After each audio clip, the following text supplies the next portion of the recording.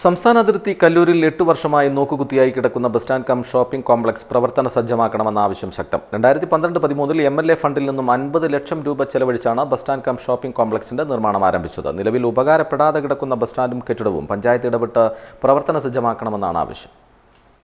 സംസ്ഥാന അതിർത്തി പഞ്ചായത്തായ നൂൽപ്പുഴയിലെ പ്രധാന ടൌണുകളിലൊന്നായ കല്ലൂരിലാണ് 8 വർഷമായി bus stand cum shopping complex നോക്കുകുത്തിയായി കിടക്കുന്നത്. 2010-15 കാലഘട്ടത്തിലെ വിചിത്ര മുന്നണിയുടെ ഭരണകാലയളവിലാണ് ഇവിടെ ബസ് സ്റ്റാൻഡ് കം ഷോപ്പിംഗ് കോംപ്ലക്സിനായി സ്ഥലം ഏറ്റെടുക്കുകയും പ്രാഥമിക പ്രവർത്തനങ്ങൾ ആരംഭിക്കുകയും ചെയ്തത്. തുടർന്ന് MLA ഫണ്ടിൽ നിന്നും 50 ലക്ഷം രൂപ മുടക്കി പഞ്ചായത്ത് ഏറ്റെടുത്ത 50 സെന്റ് സ്ഥലത്ത് ഹോമിയോ ആശുപത്രി കെട്ടിടം ഉൾപ്പെടുന്ന ഷോപ്പിംഗ് കോംപ്ലക്സ് നിർമ്മിക്കുകയും ചെയ്തു. എന്നാൽ പിന്നീട് തുടർ നടപടികളൊന്നും ഉണ്ടായില്ല. ഇതോടെ സ്ഥലവും കെട്ടിടവും അനാഥമായി കിടക്കുകയാണ്.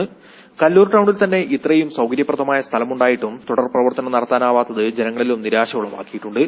ഈ സാഹചര്യത്തിൽ പഞ്ചായത്തിലെ പുതിയ ഭരണസമിതി ഇടപെട്ട് കല്ലൂരിലെ ബസ് സ്റ്റാൻഡും ഷോപ്പിംഗ് കോംപ്ലക്സും ജനങ്ങൾക്ക് ഉപകാരപ്രദമാക്കുന്ന തരത്തിൽ മാറ്റിയെടുക്കണമെന്നാണ് ആവശ്യമുയരുന്നത്. പുതിയ ഭരണസമിതി നിലവിൽ വന്നിരിക്കുകയാണ്.